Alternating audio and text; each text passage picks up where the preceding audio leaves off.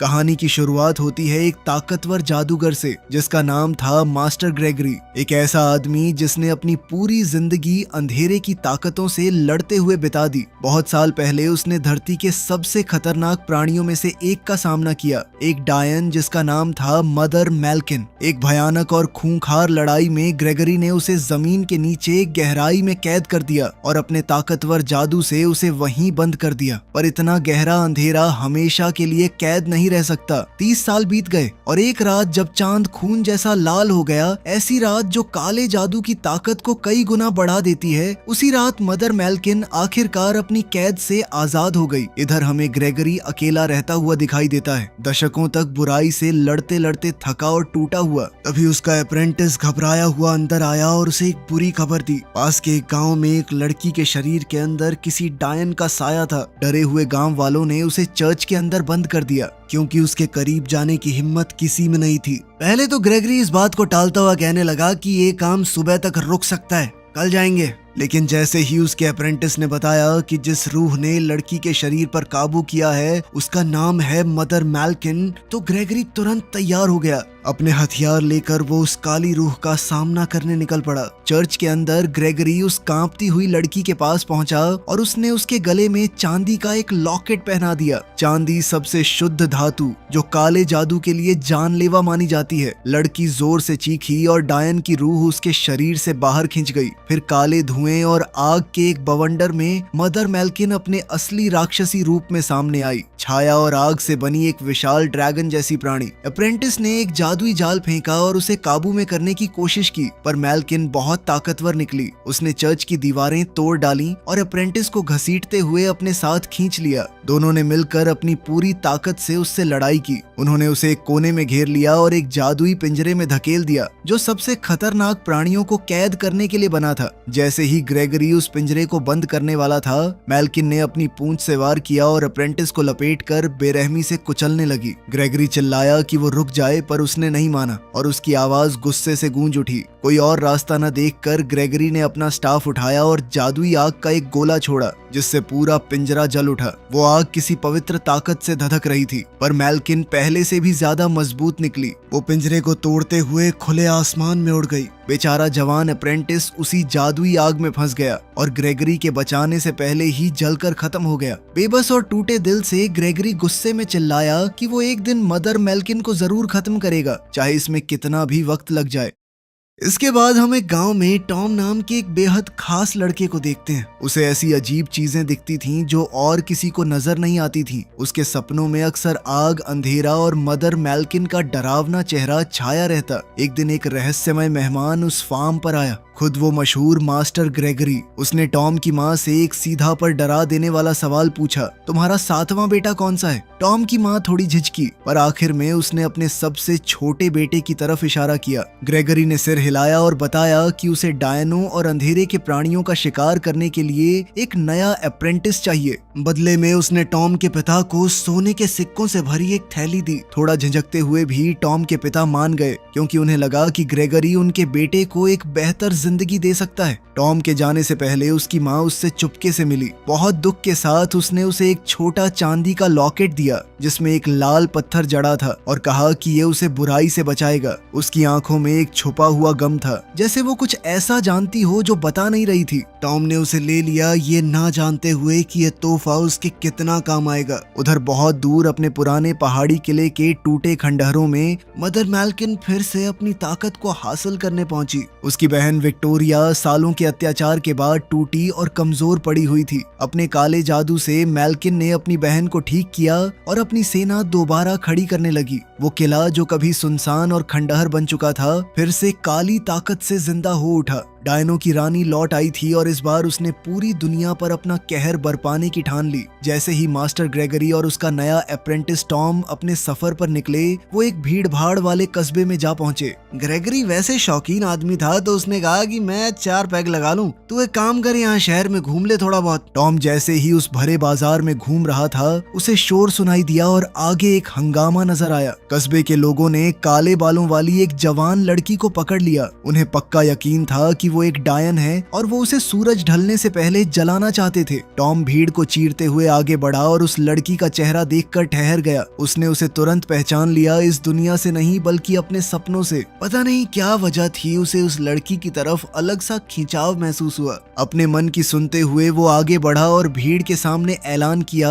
कि वो master Gregory का अप्रेंटिस है और इस डायन से छुटकारा वही पा सकता है। गांव वाले डरे हुए थे, लेकिन मास्टर ग्रेगरी का नाम सुनने के बाद वो पीछे हट गए। उस लड़की ने टॉम को शांत और रहस्यमय नजरों से देखा। मेरा नाम एलिस है, उसने धीरे से कहा। उसकी मौजूदगी में कुछ ऐसा था जो प्यारा भी था और खतरनाक भी। टॉम उस अजीब खिंचाव से अब भी हैरान था। एलिस हल्के से मुस्कुराई और टॉम के कुछ और कहने से पहले वो भीड़ में गायब हो गई, ये कहते हुए कि वो दोबारा मिलेंगे। एलिस अपने घर लौटी और वो घर कोई और नहीं बल्कि मदर मेल्किन का वही काला किला निकला। एलिस चुपचाप अंदर आई, जहां उसकी मौसी मेल्किन ने उसका स्वागत किया। विक्टोरिया ने खुलासा किया कि एलिस उसकी अपनी बेटी है। जब मदर मेल्किन ने पहली बार अपनी भांजी को देखा तो उसने एलिस को अपनी नन्ही जासूस कहकर बुलाया, ये सोचकर कि वो उनके मकसद में काम आएगी। पर एलिस बाकी सबसे अलग निकली, क्योंकि अपने परिवार पर राज करने वाली क्रूरता और खून की प्यास से उसे अंदर ही अंदर सख्त नफरत थी। भले ही उसके खून में अंधेरा बहता हो, फिर भी वो किसी मासूम को नुकसान पहुंचाने के बिल्कुल खिलाफ थी।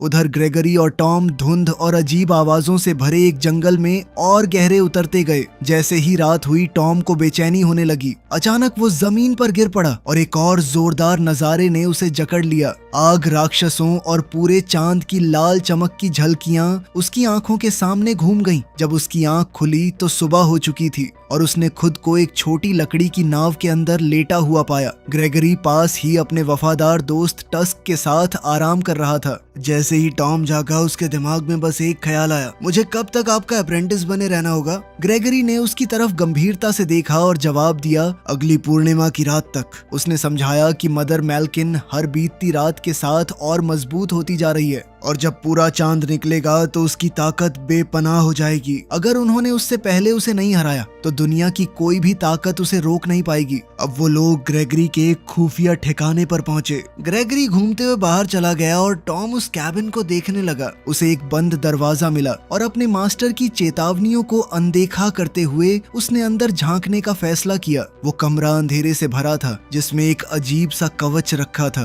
बिना जाने ही टॉम ने एक खतरनाक रूप बदलने वाले डीमन को आजाद कर दिया। उस डीमन ने हमला किया और टॉम को कमरे के एक छोर से दूसरे छोर तक उछाल दिया। वो चाहे जितना भी जोर लगाए, उस अनजान ताकत के सामने वो बहुत कमजोर था। जैसे ही वो प्राणी उसे कुचलने वाला था, ग्रेगरी तेजी और हुनर के साथ अंदर आया और उसने उस डीमन को हमेशा के लिए मार गिराया। गुस्से में उसने टॉम की तरफ देखते हुए कहा कि इस तरह तो तुम खुद को भी मरवाओगे और किसी दिन मुझे भी। इस तरह के जादुई जीव बहुत खतरनाक होते हैं और अगर तुम तैयार नहीं हुए तो ये तुम्हें चीर डालेंगे। उसी पल से ग्रेगरी ने टॉम की कड़ी ट्रेनिंग शुरू कर दी। उसने उसे लड़ना सिखाया, जादुई हथियार चलाना सिखाया और सही निशाने के साथ काबू में रहकर वार करना सिखाया। टॉम ने काले जादू के निशान पहचानना और एक डायन के असर से बचना सीखा। दिन लंबे और थका देने वाले थे, पर ग्रेगरी अच्छी तरह जानता था कि वक्त बिल्कुल नहीं बचा। वो खूनी चांद हर गुजरते दिन के साथ और करीब आता गया। उधर पहाड़ी किले में मदर मेल्किन की सेना लगातार बढ़ती जा रही थी। उसने काली रूहें, राक्षसी कातिल और रात के जानलेवा प्राणी बुला लिए। उसकी ताकत एक तूफान की तरह पूरी जमीन पर फैल रही थी, पर उसके राज में हर कोई खुशी से उसकी बात नहीं मानता था। एलिस खुद को बुरी तरह फंसा हुआ महसूस कर रही थी। एक तरफ थी उसके परिवार की बुराई और एक तरफ अच्छाई की वो झलक जो उसने टॉम में देखी थी। अपने दिल को ना समझा पाने की वजह से उसने आखिरकार टॉम से दोबारा मिलने का फैसला किया। जब वो दोनों मिले तो उसने उसे सच बता दिया। वो एक डायन थी, विक्टोरिया की बेटी और मदर मेल्किन की भांजी, पर उसने जोर देकर कहा कि वो उन जैसी नहीं है। टॉम के लिए उसकी भावनाएं सच्ची थीं और उसने उसे आने वाले खतरे के बारे में चेता दिया। टॉम उलझन में पड़ गया, लेकिन फिर भी उसका दिल एलिस पर भरोसा कर रहा था, जिसके बाद वो दोनों एक दूसरे के और करीब आ गए। खैर, अगले दिन पास के एक राजा ने मास्टर ग्रेगरी के लिए बुलावा भेजा। वहाँ के राजा ने खबर दी कि एक राक्षसी प्राणी ने उसके राज्य पर हमला कर दिया है। 300 सैनिकों ने उसे पकड़ने की कोशिश की, पर कुछ को छोड़कर कोई नहीं बचा और उन्हीं चंद लोगों ने आखिरकार उसे एक लोहे के पिंजरे में फंसा लिया। लोग बुरी तरह डरे हुए थे। ग्रेगरी ने कहा कि हाँ, मैं खत्म तो कर दूंगा, लेकिन इसके बदले में उसने बहुत सारा सोना मांगा। सौदा तय होते ही वो शांत अंदाज में उस पिंजरे के पास गया, जबकि टॉम पीछे से घबराते हुए देखता रहा। ग्रेगरी ने चमकती चांदी की धूल से भरी एक थैली निकाली और वो धूल उस प्राणी पर फेंक दी। वो दरिंदा एक भयानक चीख के साथ चिल्ला उठा। उसकी मोटी खाल पिघल गई और उसकी असली पहचान सामने आ गई। वो एक ताकतवर डीमन था जो एक खूंखार भालू में बदला हुआ था। अपने असली रूप में आते ही उसने ग्रेगरी पर जबरदस्त हमला कर दिया। ग्रेगरी अपने जादुई स्टाफ से जमकर लड़ा, लेकिन वो डीमन भी बहुत ताकतवर था। वो साथ साथ काले जादू का भी इस्तेमाल कर रहा था, पर मिलकर मास्टर और अप्रेंटिस ने आखिरकार उस प्राणी पर काबू पा लिया। आखिरी पल में ग्रेगरी ने अपने स्टाफ से आग का एक गोला फेंका और उस डीमन को जिंदा जला दिया। फिर ग्रेगरी ने चिल्लाते हुए टॉम से कहा कि तुम हिचकिचाए क्यों? तुम्हारी इस हिचकिचाहट की वजह से किसी की जान जा सकती थी। तुम्हारे पास बहुत अच्छा मौका था उसे मारने का। टॉम ने समझाने की कोशिश की कि अगर मैं बिना मारे किसी को काबू कर सकता हूँ तो मारना मुझे सही नहीं लगता, लेकिन ग्रेगरी ने उसकी एक न सुनी। गुस्से और निराशा में वो टॉम को वहीं छोड़कर अकेला वहां से चला गया। भीड़ में छुपी हुई एलिस ने ये सब कुछ देखा था। टॉम की अच्छाई देखकर उसे बहुत अलग महसूस हुआ। अब तक उसे लगता था कि सभी इंसान बिना जादुई जीवों को समझे बस उन्हें मिटाना चाहते हैं, लेकिन टॉम ने उसे देखने का एक अलग नजरिया दिया। उसने देख लिया था कि टॉम का दिल कितना साफ है और वो खुद को उसे दिल देने से रोक नहीं पाई। इसके बाद तो टॉम और एलिस बहुत ज्यादा करीब आ गए। उन्होंने एक दूसरे के साथ रात बिताई, जिस रात टॉम बिल्कुल भी सो नहीं पाया। उसके सपने डरावने नजारों से भरे थे। जलते आसमान, राक्षसी प्राणी और मदर मैल्किन की बढ़ती ताकत। वो ठंडे पसीने में जागा और ग्रेगरी को ढूंढने निकल पड़ा। ग्रेगरी एकदम शांत बैठा हुआ था, पछतावे से भरा हुआ। उसने सोच लिया कि अब वक्त आ गया है सच बताने का। उसने बताया कि मदर मैल्किन हमेशा से बुरी नहीं थी। वो एक ताकतवर, दयालु और बहुत अच्छी जादूगरनी थी और ग्रेगरी ने कभी उससे बहुत गहरा प्यार किया था, लेकिन अमर होने की उसकी चाह ने उसे पागल कर दिया। जब उसने उसे रोकने की कोशिश की तो वो उसी के खिलाफ हो गई और अंधेरे को अपनाकर वही राक्षस बन गई जो वो अब है। ग्रेगरी की आवाज अपने गुनाह के एहसास से कांप उठी और उसने कहा कि कभी उसे लगता था कि वो उसे बचा सकता है, पर अब वो सिर्फ इतना कर सकता है कि जो वो बन चुकी है उसे खत्म कर दे। उनका वो शांत पल ज्यादा देर नहीं टिका। जंगल की परछाइयों में से एक नया खौफ निकला, एक राक्षसी प्राणी जो सूंघकर शिकार करता था। वो डरावनी तेजी से उन पर झपटा और उनकी हर हरकत को सूंघता गया। ग्रेगरी ने चिल्लाते हुए टॉम से कहा कि जल्दी भागो, पर वो प्राणी रुकने का नाम ही नहीं ले रहा था। बेबस होकर दोनों एक चट्टान से कूद गए और एक गरजते झरने में जा गिरे। तेज बहाव ने उनकी गंध तोड़ दी, पर वो राक्षस भी उनके पीछे पानी में कूद पड़ा। टॉम ने अपनी तलवार निकालकर उसका सीधा सामना किया। एक जोरदार जद्दोजहद के बाद उसने उस दरिंदे पर एक जानलेवा वार किया और उसे मार डाला। पहली बार ग्रेगरी ने उसकी तरफ थोड़े फख्र के साथ देखा। तभी कहीं से अचानक एलिस की माँ विक्टोरिया सामने आ गई। उसका चेहरा गुस्से से तमतमा रहा था। वो टॉम और एलिस के बढ़ते रिश्ते के बारे में जान चुकी थी और इसे अपनी कौम के साथ सरासर धोखा मान बैठी। बिना रुके उसने हमला किया और सीधे टॉम के दिल पर निशाना साधा, पर जैसे ही तलवार ने लॉकेट को छुआ एक तेज रोशनी निकली। वही लॉकेट जो उसकी माँ ने घर छोड़ने से पहले उसे दिया था। विक्टोरिया उस लॉकेट को देखकर पूरी तरह चौंक गई थी। वो मन ही मन में फुसफुसाई, ये पत्थर तो, और इतना कहकर वो हड़बड़ी में वहां से निकल गई। बेचारे टॉम को समझ ही नहीं आ रहा था कि अभी हुआ क्या। वो वही लॉकेट हाथ में लिए ग्रेगरी की तरफ दौड़ा।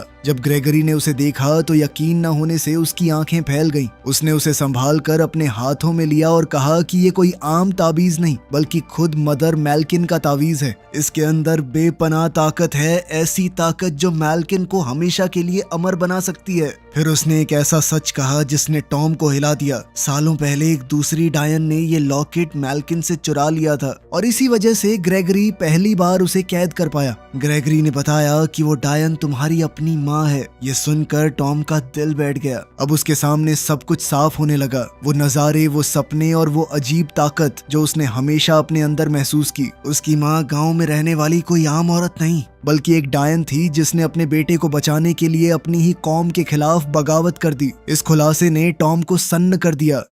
दूसरी ओर अपने ऊंचे पहाड़ी किले में मदर मैल्किन को अपने तावीज की तरफ खिंचाव महसूस हुआ। वो जानती थी कि तावीज करीब है और ये भी जानती थी कि वो किसके पास है। उसने एलिस की तरफ रुख किया और क्रूर जहरीले शब्दों से उसे बहकाना शुरू कर दिया। क्या तुम सच में सोचती हो कि वो तुम्हें ये जानकर भी प्यार करेगा कि तुम असल में क्या हो? वो इंसान तुम्हारे साथ भी वैसा ही करेगा जैसा ग्रेगरी ने मेरे साथ किया। फिर मैल्किन ने एलिस के सामने एक भयानक शर्त रखी। अगर तुम मुझे तावीज लाकर दे दो तो मैं टॉम की जान बख्श दूंगी, वरना सबसे पहले उसी को मारूंगी मैं। प्यार और वफादारी के बीच बुरी तरह टूटी हुई एलिस टॉम को ढूंढने निकल पड़ी। जैसे ही एलिस किले से निकली, मदर मैल्किन ने अपनी बहन विक्टोरिया और काले राक्षसी प्राणियों की एक विशाल सेना के साथ अपना पूरा कहर बरपा दिया। वो मौत के तूफान की तरह उस शहर पर टूट पड़ी। उसकी फौज ने गलियों को चीर डाला, हर चीज को आग के हवाले कर दिया और रास्ते में आने वाले हर किसी को मार डाला। टॉम की माँ ने यूं मासूम लोगों को मरते हुए देखकर भागना सही नहीं समझा।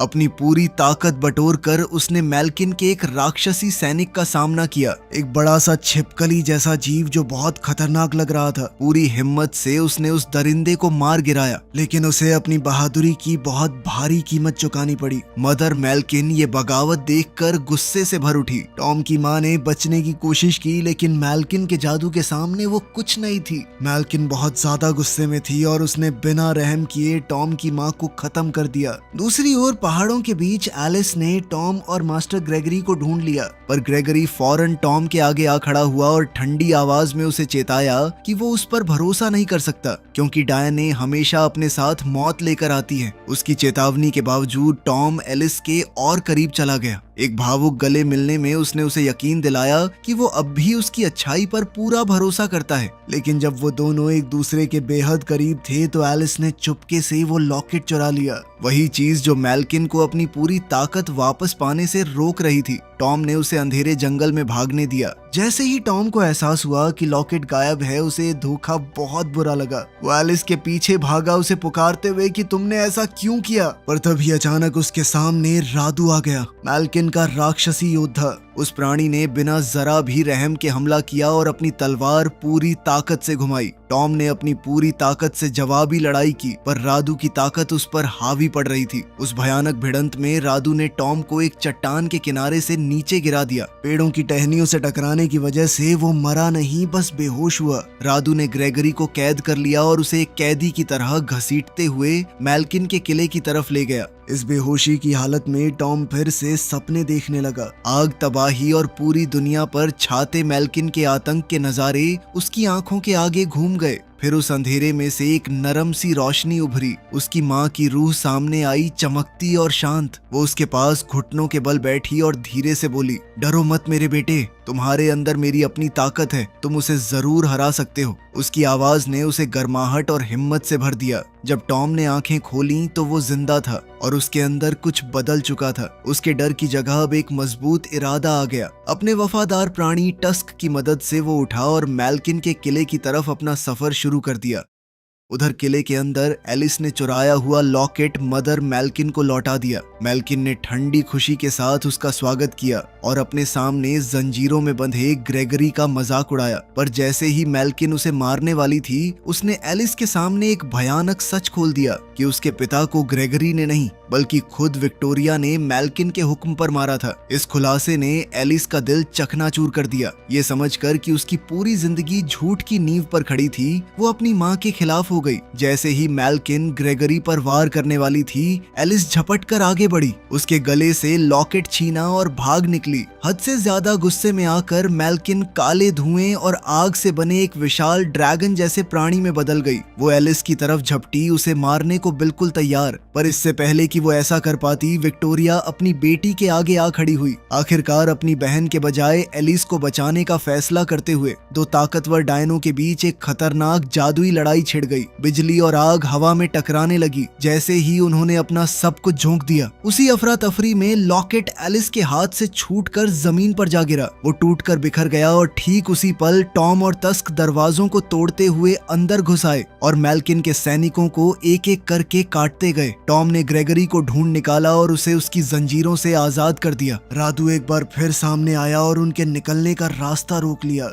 इस बार वो एक बहुत ही खतरनाक राक्षस में बदल गया। उस प्राणी ने दहाड़ते हुए हमला किया, पर इस बार टॉम और ग्रेगरी पूरी तरह तैयार थे। दोनों बेमिसाल ताकत और हुनर के साथ लड़े। एक बेहद खतरनाक लड़ाई के बाद ग्रेगरी ने रादू की ही नुकीली पूंछ से उसके दिल पर हमला करके उसे खत्म कर दिया। ग्रेगरी ने बाकी बचे काले सैनिकों को भी खत्म किया और अपना ध्यान मैल्किन की तरफ मोड़ दिया। जलते किले के अंदर दोनों बहनों की लड़ाई अपने चरम पर पहुंच गई। मैल्किन ने आखिरकार विक्टोरिया पर काबू पा लिया और एक जानलेवा वार करते हुए अपनी ही बहन को मार डाला। पर अब पहाड़ों पर सूरज निकलने के साथ उसकी ताकत कम होने लगी। मौका देखकर ग्रेगरी उसकी तरफ बढ़ा। एक बेहद कमजोर हो चुकी मैल्किन ने ग्रेगरी से कहा कि अभी भी देर नहीं हुई है, हम दोनों साथ में रह सकते हैं। मैंने कभी तुम्हें प्यार करना नहीं छोड़ा। पर ग्रेगरी ये शब्द पहले भी सुन चुका था। अपनी आंखों में गहरी उदासी लिए उसने जवाब दिया कि उसका मौका अब गुजर चुका है। उसने अपना खंजर उठाया और एक आखिरी वार के साथ उसे पूरी तरह खत्म कर दिया और उसके अंधेरे के राज को हमेशा के लिए मिटा दिया। जैसे ही आग बुझने लगी, टॉम और एलिस उन खंडहरों के बीच एक दूसरे से आ मिले।